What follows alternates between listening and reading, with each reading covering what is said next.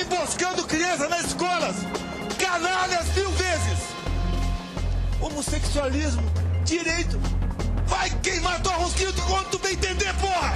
Nós não podemos estimular a criança a partir de 6 anos de idade a serem homossexuais, como o governo do PT vem fazendo. Vocês não são casais não, né? Não. Aqui dentro de casa, se for, vai ter homofobia que eu vou comer na porrada vocês dois. Olha, quando eu falo em pena de morte, é que uma minoria de marginais aterrorizam a maioria de pessoas decentes. Isso é contra a cota. Contra qualquer tipo de cota, qualquer um.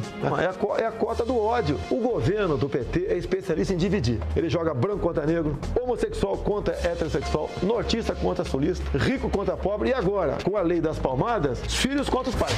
Esse PSOL aí é um partido de pirocas, tá ok? É coisa de viado que eles estão fazendo. É só você não estuprar, não sequestrar, não praticar latrocínio que tu não vai pra lá, porra. Acabou. Tem que dar vida boa pra aqueles canalhas. Desculpa, aqueles de nós a vida toda. E daí que nós, trabalhadores, vamos manter esses caras presos uma vida boa. E tem que se acabou. Polêmico, 62 anos, ele está no 6º mandato parlamentar e é o deputado mais votado do Rio de Janeiro. Provocador, Jair Bolsonaro encara os temas mais controversos e espinhosos. Aqui comigo, Denise Rotenburg e Leonardo Cavalcante, jornalistas do Correio Brasiliense, parceiro da TV Brasília Rede TV na realização do CB Poder. Lembrando que também estamos ao vivo na página do Correio Brasiliense no Facebook, onde você pode participar e enviar suas perguntas. E a gente começa tratando de segurança pública. O Brasil atravessa a maior crise no sistema prisional, com rebeliões em várias capitais, morte em massa, medo nas ruas. E a gente tem aí uma paralisação das polícias no Espírito Santo. Tem o caos na capital do seu estado, deputado, o Rio de Janeiro.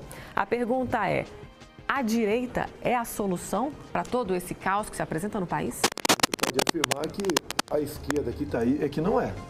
Nós temos que buscar um caminho alternativo para tudo isso.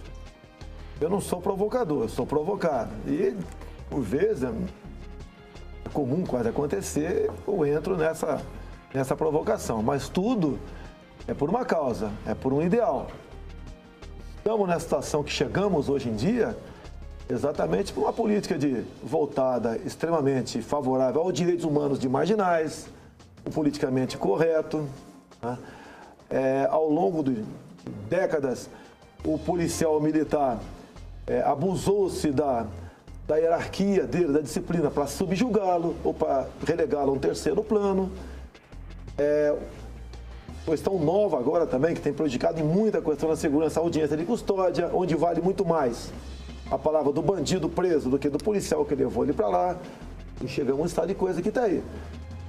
A política nossa, né? Quem levou o Estado para a falência no Rio foram os governos, os governadores, aquela política de dar o que o Estado tem ou não tem para todo mundo em troca de voto, programas de bolsas. Isso daí te levou a esse estado de coisa que está aí. Como resolver? Nós temos que tentar mudar isso daí. E sei da responsabilidade de qualquer político, né? E da situação que nós nos encontraremos no futuro se não tentarmos mudar o mais rápido possível esse estado de coisa. Deputado, o Estado está com muita dificuldade, tanto o governo federal quanto o governo estadual, de resolver essa crise na polícia. Você não acha que o Estado ficou refém da polícia? Como muita gente tem dito. Apareceu oportunidade. O que acontece? Tinha um discurso muito forte de partido de esquerda, a grande mídia apoiando isso, né, de você simplesmente esculachar a polícia militar. Inclusive, a tônica era simplesmente extinguir a polícia militar. O exemplo do Espírito Santo que aconteceu nesses dias de caos lá, o que aconteceu lá, te lamento o que aconteceu, eu lamento a morte de inocentes, não de bandidos. É uma prova de que tirou o discurso da esquerda de tentarmos aí desmilitarizar. Você sabe que um policial militar fardado, numa esquina, ele faz uma segurança passiva do que caso alguém queira cometer um ato delituoso qualquer ali. E o policial fardado impõe respeito.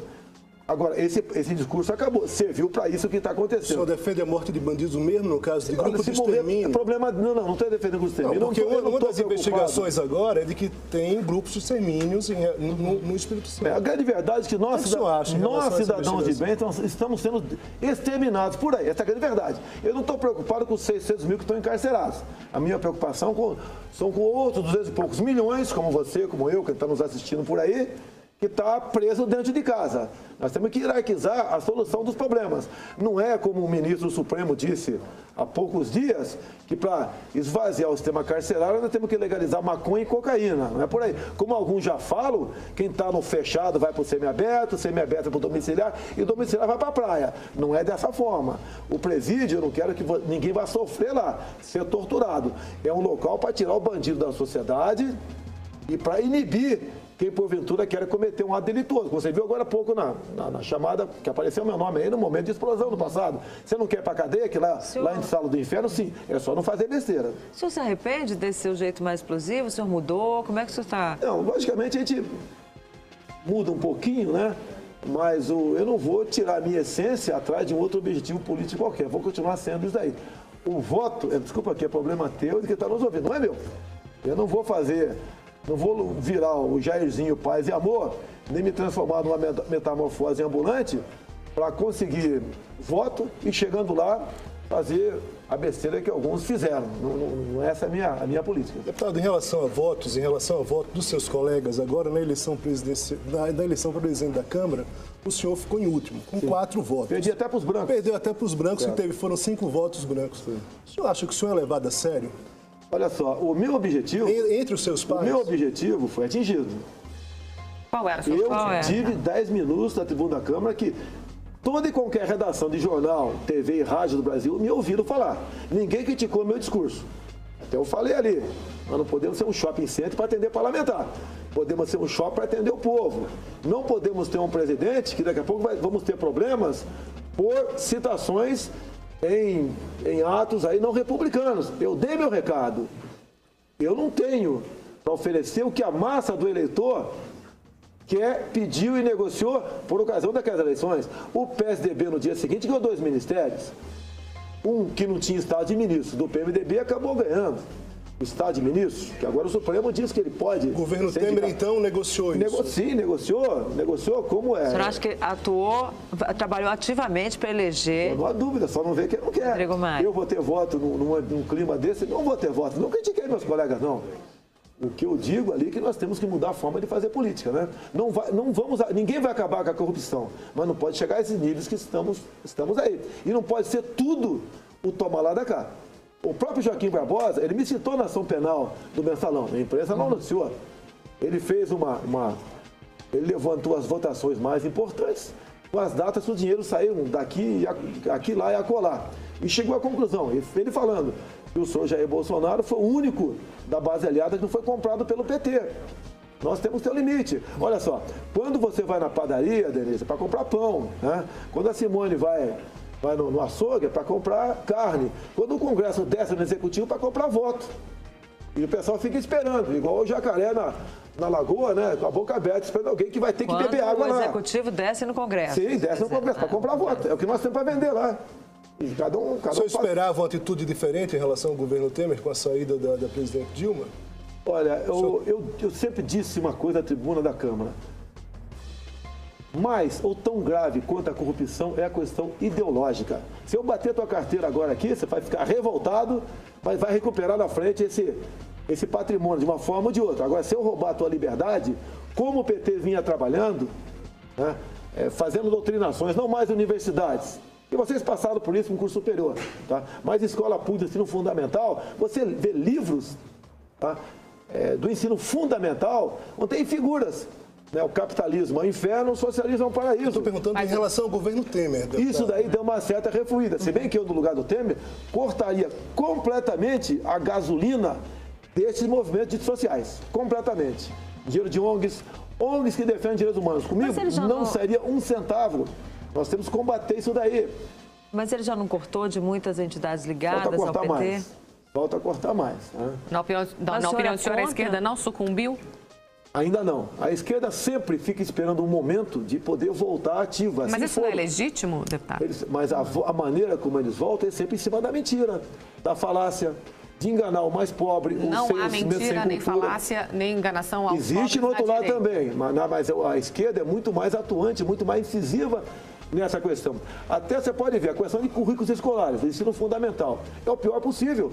Quais são uma das melhores escolas de ensino fundamental e médio do Brasil? Ou são aí colégios militares, no caso do Exército Brasileiro, Polícia Militar, Corpo Bombeiro Militar, bem como as escolas militarizadas em Goiás e Amazonas. Eu fui numa em Manaus. Era a pior escola em todos os requisitos, a começar com violência. Hoje, poucos anos depois, é a quarta melhor do Estado. Porque ter aqui tem disciplina. E tem que ser dessa forma. O aluno não tem que ter muito direito, não. Tem que ter muito mais deveres do que direito. E tem que ser dessa forma. Se não for dessa forma, o que nosso corpo pede e um garoto pede? Boa vida. Não vai aprender nada. Daí, olha, mira a questão de cotas. Só acusar de racismo por aí. Mira a questão de cotas. Olha, tendo em vista eu só estudar em escola pública ou pela minha origem, eu vou ter facilidade na frente. E muitos acham que um papel na parede, você tem colega de vocês, botou um papel de diploma na parede, resolveu o problema. Eu já tive contato com um colega de vocês, sabe disso, todo lugar tem, e coitado do colega, cara, 3 linhas tem 5 erros de português. Como ele vai ser um jornalista, como vai ser? Não vai desempenhar a função dele. Um diploma na parede não resolve o problema de ninguém. Voltando à eleição da Câmara e voltando à minha pergunta em relação ao se o senhor é levado a sério, o próprio filho do senhor não votou no senhor, não estava aqui para votar no senhor. É outra história, até aquela fotografia. Nem vou entrar na questão de invasão de privacidade. Não, estou perguntando em relação à postura dele de não... O meu objetivo não foi pedir voto. Ali, por exemplo, havia uma corrente de vamos votar no segundo colocado, no terceiro, não vamos dispersar os votos para poder ter segundo turno e ter alguém tal. O pessoal, mesmo quem queria votar em mim, vamos assim dizer, queria também votar, por exemplo, no outro candidato que poderia ir para o segundo turno junto com o Rodrigo Maia. Não é questão de ser levado a sério. Eu te disse, naquele ambiente, eu não tenho voto, eu não tenho o que o eleitor pede. Eu não tenho como atender. Foram 2 ministérios. Quem está na frente da Câmara tem ali um arsenal na tua frente. Tem a direção da TV Câmara, tem um montão de coisa. Eu não tenho o que oferecer isso aí. Como é que eu vou ter voto?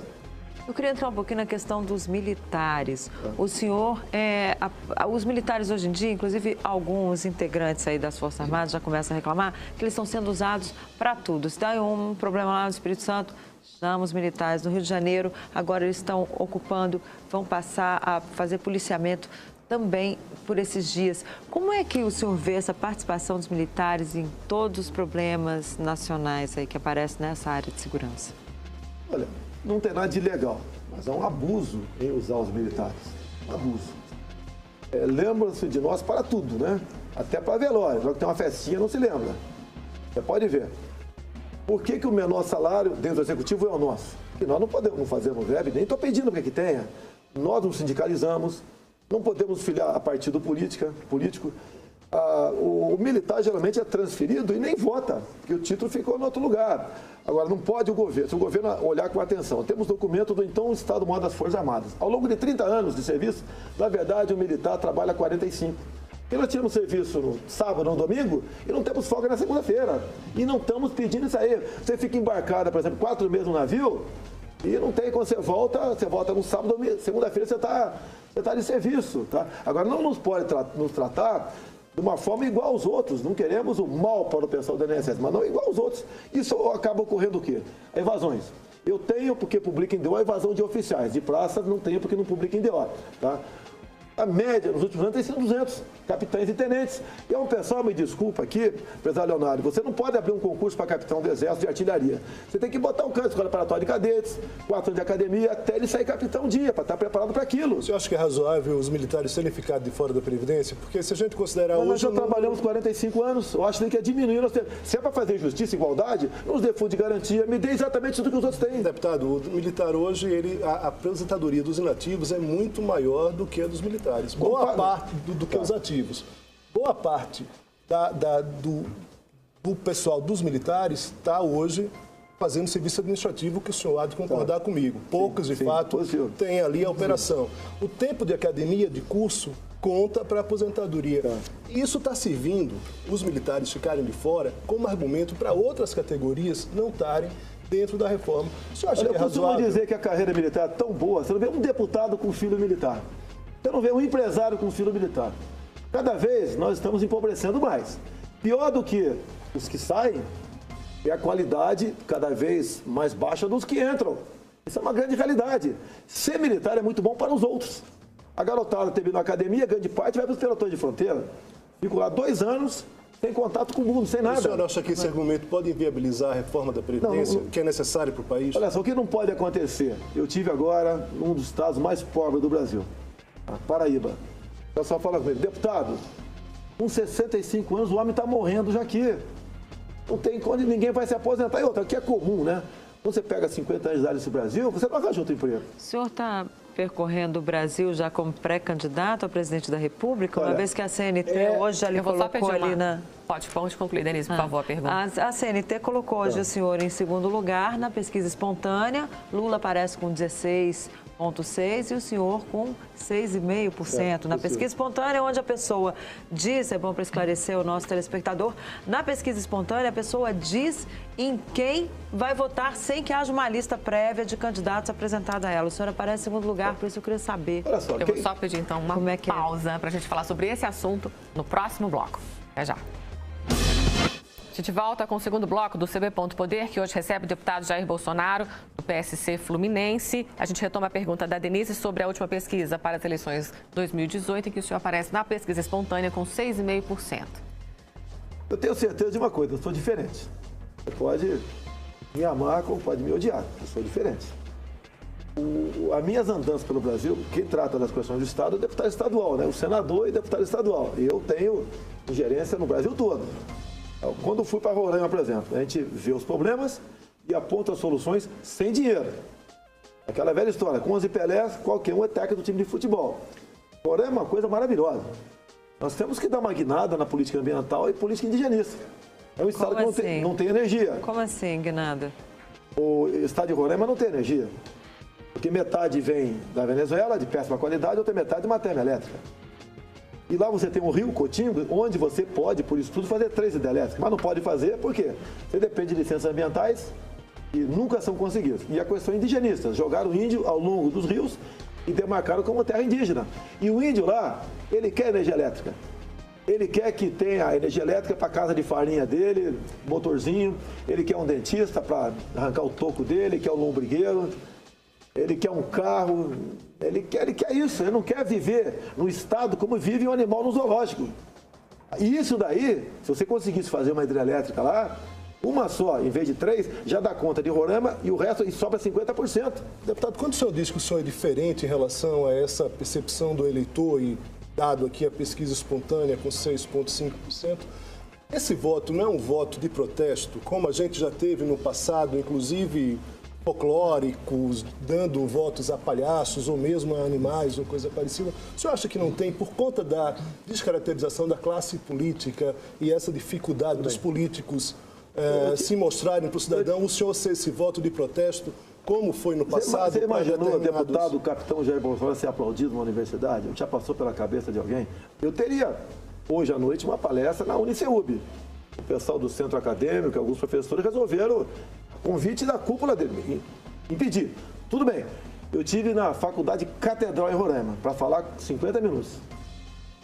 Falei 50 minutos, depois das perguntas e respostas, foi mais 4 horas de conversa. E fui aplaudido, que eu mostro o problema. Eu não fico do politicamente correto. Agora... Coitado do índio. O índio é um voto de folclórico na não tem folclórico. Talvez algum de protesto, mas a grande maioria... Quando conversa comigo, expõe os problemas e eu falo as possíveis soluções, ele passa a acreditar. Agora, o senhor tem pretensões políticas nacionais e praticamente metade do eleitorado hoje é feminino. O senhor já disse que mulher tem que ganhar menos porque tem licença maternidade, tem isso e aquilo. Como é que o senhor pretende alcançar o eleitorado feminino tendo essa visão que ela já está, inclusive, propagada aí, que o senhor considera que mulher deve ganhar menos no mercado de trabalho? Eu tenho certeza que essa afirmação tua, você não tem fonte nenhuma. Você pegou aí perdido. Me dê tudo o que se faz hoje em dia por aí, você tem vídeo, o áudio. Eu dei uma entrevista a pedido do jornal Zero Hora, por que a mulher ganha menos do que o homem? Eu pesquisei e respondi. Porque o empresário, em grande parte, resolve para a mesma função, paga menos. Tendo em vista um direito Agora, trabalhista o a mais, que era a senhor questão da não gravidez. pensa isso, então? Isso eu respondi para o jornal Zero Hora. E eles resolveram botar na minha conta. Um jornal chapa branca. Sempre porque teve a na mão sua do taço lá do PT. A sua resposta parecia que o senhor estava justificando essa realidade, não criando alternativas de fato. Mas você não pode botar na lei a igualdade de função para a iniciativa privada. No serviço público é assim. Se eu e a Denise aqui fazemos concurso para ser sargento do Exército, e nós vamos ter exatamente o mesmo salário. Não tem problema no serviço público, civil ou militar. Na iniciativa privada, isso o empresário leva em conta. Deputado. A quantidade de direitos, um a mais da mulher, que quebra a rotina. Ele paga o salário dela, que depois é abatido no que ele faz contrato da INSS. Ele prefere não empregar a mulher, ou a empregar, paga menos. Não sou eu que estou falando isso. É quem emprega que fala isso. Inclusive, tem uma muito boa para você, me desculpa aqui, empresário Leonardo. O que o empresário tem dito para mim, e sei que aqui é ao vivo o programa, né? Ninguém vai fazer essa maldade, porque como fizeram. Maldade não, essa covardia lá no Jornal Zero Hora. O empregador tem dito o seguinte, deputado, a questão do desemprego. O trabalhador vai ter que decidir. Menos direitos e mais emprego, ou todos os direitos e desemprego. É o empresariado ter dito isso para mim, não sei o que eu estou dizendo. E o senhor o que acha disso? O que eu acho disso? Quem vai responder é o empregado. Porque hoje em dia eu te pergunto, qual é o direito do desempregado? É um coitado, né? Não tem direito a nada. Agora, vem aí uma E se ele reforma quiser, trabalhista. reforma trabalhista lá você tem que fazer reforma trabalhista, só nova Assembleia Nacional Constituinte, que o artigo 7 da Constituição está na cláusula pétreas. Como então em 2002, eu acho que você estava dentro do Congresso de 2002, você estava lá dentro? Estava lá. Você lembra daquelas acusações, deputados que votaram para acabar com o 13º, Fundo de Garantia, Hora Extra, Licença Gestante, e botaram naquela lista, que estava discutindo a flexibilização da CLT, como está sendo proposta agora. E botaram, eu quase perdi o mandato, 2002. Por isso o PT fez a grande bancada. Mas isso não estava em discussão na época. Não, era um projeto do Executivo. Tinha, mas não era assim aquela coisa, vamos acabar com a FGTS. Não, mas o que rodou nas mídias sociais, e até hoje, de vez em quando o pessoal recebe a relação de parlamentares naquela época, que eles votaram para acabar com isso, e não é verdade. O que foi votado é o seguinte, você, por exemplo, engravidou, teve um filho. Vamos supor, Deus me livre, acontece, você perde o teu filho no segundo mês da licença gestante. Você pode negociar na frente, né? Voltar a trabalhar agora e pegar esses 4 meses no futuro. Ou pedir para o seu patrão um adiantamento de férias. Não só pecuniária, bem como você gozar 10 dias de férias agora e passar para gozar 20 dias no futuro. Isso que está sendo negociado e foi votado, mas botaram na nossa conta que nós votamos para acabar com isso tudo. Agora, é que eu digo para você, não tem como você falar em tirar direito trabalhista, a não ser numa nova Assembleia Nacional Constituinte, porque o artigo 7º estão nas causas pétreas da Constituição. O senhor nega que tenha essa afirmação que saiu na imprensa de que mulheres têm que ganhar menos do que homens. Mas o senhor, vou falar então aqui uma outra afirmação que o senhor tem, que também saiu na imprensa, que o senhor teria dito, que ter filho gay é falta de porrada. Essa afirmação, o senhor reafirma? Reafirmo, falei algo parecido com isso, sim. O que acontece? Isso é bala perdida quando estava discutindo e batalhando praticamente sozinho contra o tal do kit gay, que queriam botar na escola pública do ensino fundamental para criancinha de 6 anos de idade. Eu tenho vídeos, tá, que o MEC fez, inclusive o senhor André Lázaro, que era secretário de alfabetização do MEC, tá? Vídeo dele na cama, ele falando o seguinte: passamos 3 meses discutindo até onde a língua de uma menina entraria na boca de outra menina para fazermos o filme Beijo Lésbico para combater a homofobia. Então, em bala perdida, como o PT não tinha como dizer que eu estava errado, porque eu estava defendendo criancinha em sala de aula, passaram para o lado da homofobia. Você acha razoável dar uma declaração como essa? Não é razoável. No país, não é razoável, não é, te digo que não é. Mas foi ali, bala perdida, no momento de ebulição. Mas o senhor é uma pessoa que tem muitos momentos de ebulição. Sim, tem. Vou ter outro também. Num país onde, eu vou dar alguns dados aqui, num país onde um gay é assassinado a cada 28 horas e um travesti a cada 2 horas, o senhor, como deputado, uma pessoa pública, não teria que ter menos momentos de ebulição? Porque a ebulição acontece, o momento de ebulição acontece, mas a consequência fica. Pergunte para qualquer pai aqui. O pai prefere chegar em casa, 99% dos pais, encontrar o filho com o braço quebrado por estar jogando futebol, do que estar brincando de boneca por influência da escola. Que pesquisa é essa? Que pesquisa é essa do senhor? Mas é só perguntar, tem pai aqui, pergunta pai aqui. Você quer encontrar o filho do braço quebrado em casa jogando bola ou brincando de boneca por influência da escola? Só perguntar, tem pai aqui, só perguntar. Isso não é uma relação dentro de um grupo do senhor? Não, negativo. Voltando à questão aqui da Denise em relação à questão das mulheres, o senhor acha que essa imagem em relação às mulheres que acaba se confundindo não é muito da agressividade do senhor ao tratar determinadas deputadas ou mesmo aquela deputada em relação aos jornalistas, por exemplo? Vamos lá. A deputada Maria do Minha Rosário, pergunta é, o senhor não acha que essa... essa relação e essa imagem que o senhor tem em relação a mulheres não é por conta dessa agressividade? Negativo. Do mesmo jeito que tem em relação aos O caso do estupro que foi em 2002 com aquela deputada, eu fui convidado pela Rede TV para discutir a redução da moralidade penal. Eu não sabia que ela estava lá, eu fui o primeiro a falar.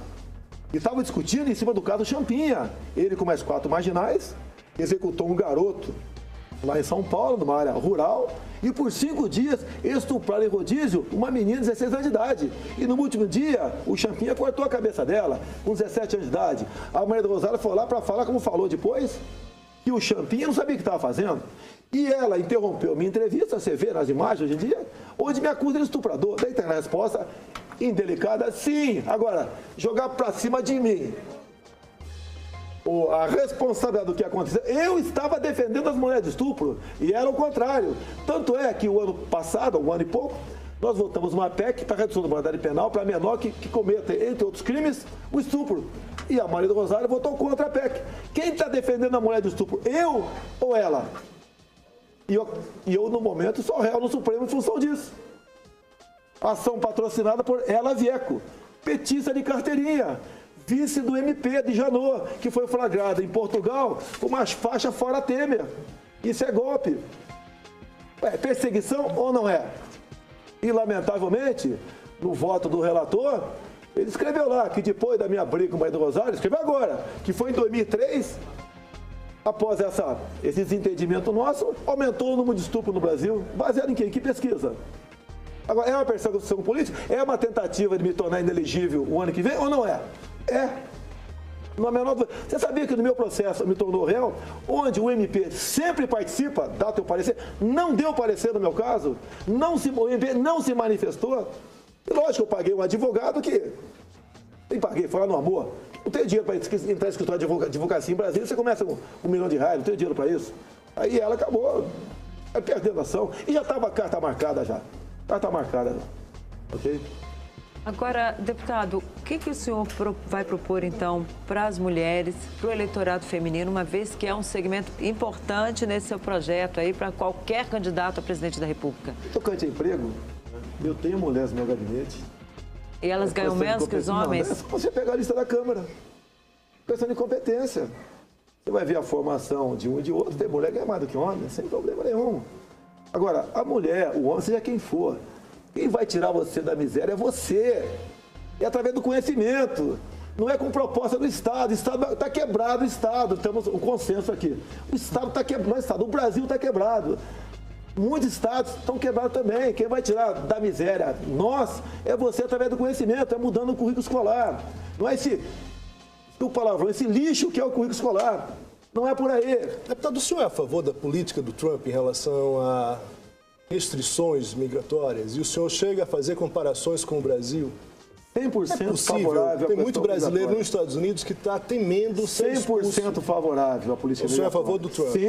Sim, quase tudo que... Eu apoiei junto com ele. Quem sou? Eu fiquei sabendo depois que ele sabe que eu existo. Não sei com que profundidade. Questão de imigração. É muito simples a gente falar da casa dos outros, né? Vai para Roraima. A invasão de venezuelanos fugindo da ditadura e da fome. Virou um inferno a vida do roraimense. Vai em bairro em São Paulo, que temos, calcula-se, 40 mil haitianos. Vê a situação que está lá. Vai na praia do Rio de Janeiro, vê a concorrência de gente humilde, vendendo biscoito Globo na praia, com boliviano, com senegalês. Então, nós aprovamos agora, acredita entrada dessas pessoas? O senhor acha que também a gente não deveria ter bolivianos, argentinos ou paraguaios? Você pode aqui, não, mas não é, aqui não pode ser casa da mãe Joana. Entrar à vontade. Como está entrando o haitiano. Como em parte estava entrando. O Trump falou que ia tirar de lá quer tirar de lá quem tem antecedente criminal e quer restringir países que não combatem o terrorismo. E o povo lá é favorável. Ele não está fazendo diferente do que falou por ocasião das eleições. Foi na Marcha das Mulheres, no dia seguinte. Cadê a Hillary Clinton? Não era boa interessada? Ele derrotou, desculpa aqui, a grande mídia, institutos de pesquisas, o poderio econômico de George Soros, derrotou muita gente. Que se um dia os Estados Unidos capitular, nós sofreremos consequência seríssima daquilo. É contraditório, deputado, o senhor defender o Trump e, ao mesmo tempo, ter brasileiros que vão ter restrições de direitos nos Estados Unidos? Muitos brasileiros. Estados Muitos brasileiros. onde tem muitos sul-americanos, o Trump ganhou. Eles não querem lá que essa invasão desproporcional transforme em alguns estados, talvez seu país, como é o Brasil hoje em dia. Quer saber de uma coisa? O Senado aprovou, a Câmara aprovou, algumas emendas voltou para o Senado. Nova lei de imigração. O Senado vai aprovar agora, infelizmente, né? O Trump seria um bom presidente do Brasil? O Jair Bolsonaro vai ser melhor do que ele aqui, pode ter certeza. Agora, deputado... Olha só, vamos lá. Hoje em dia, pelo aprovado nas duas casas, não há diferença entre turista, gente com visto provisório, visto permanente ou refugiado, não há diferença. Você pode pegar um navio, botar 10 mil dentro, não interessa de onde é, norte da África, refugiado, botar no Porto de Santos, eles passam a ter direito, conta em Banco do Brasil e Caixa Econômica, com menos restrição do que você, brasileiro, passa a ter direito a educação de nível superior, está lá no projeto que vai ser aprovado agora, passa a ter direito à aposentadoria. Olha só, o que vai acontecer? E a Venezuela já faz, pega os seus doentes de complexibilidade difícil e estão mandando para a Venezuela. Encheram os hospitais. Venezuela estão mandando para Roraima. Encheram os hospitais lá de alguns de municípios e de Boa Vista. Nós temos que abrir. Nós estamos com uma política, na verdade, o que é aprovado na Câmara é Brasil sem fronteiras. Quem é favorável a isso, eu concordo. Desde que ele tire as portas e as janelas da sua casa onde ele mora. Deputado, Comissão de Direitos Humanos, como é que o senhor vai tratar esse tema a partir de agora? Diz que o senhor é candidato à Comissão de Direitos Humanos. Não estou sabendo, não sei, porque como eu estou obrigado no partido. Eu estou obrigado no partido, não sei se me botaram lá, mas aí, velho, tem aquela escolha, etc. Né? Se cair, lógico que eu sou candidato. E o senhor já está trabalhando votos? Não vou trabalhar. Na última que eu vim candidato, Denise, eu perdi por um voto. Foi 10-8. Se fosse 9-9, eu como mais antigo, né, mais mandato, teria direito a... Teve mais voto do que candidato a presidente?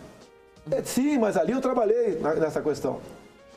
Aí eu trabalho. O presidente, eu não tenho chance, a chance só não é zero porque eu sou candidato. A minha chance só é maior do que a tua. Eu te disse, eu não tenho para oferecer para aquele tipo de eleitor. Agora, como é que é ser candidato a presidente da República sem tempo de televisão? Uma vez seu partido é um partido pequeno, que não vai ter ali, o senhor vai ter... Olha, a grande mídia nossa, né, que é fazendo uma revolução, são as mídias sociais. Internet, Facebook, Instagram, ok? Você pode ver. Eu não sou... Quem sou eu nesse universo? Você vê lá espontâneo, você fala Lula, Marina, Aécio, Alckmin, todo mundo ou já foi alguma coisa. Nessa hierarquia das Forças Armadas, eu sou recruta nessa briga política. Você não acha que eu estou sendo um fenômeno, não? Me desculpa que é modéstia, dado quem eu sou. Não é protesto, não. Nós temos que mudar esse Brasil. Nós temos que fazer política com o mundo todo. Você sabia que até hoje não temos embaixador de Israel aqui? Eu tive Israel. Os caras lá têm uma agricultura pujante na areia, criam peixe no deserto. Lá chove menos do que o semiárido. Então nós estamos trazendo propostas que dá para você... dá esperança para esse povo. O nosso tempo acabou, infelizmente. Semana que vem tem mais CB Ponto Poder.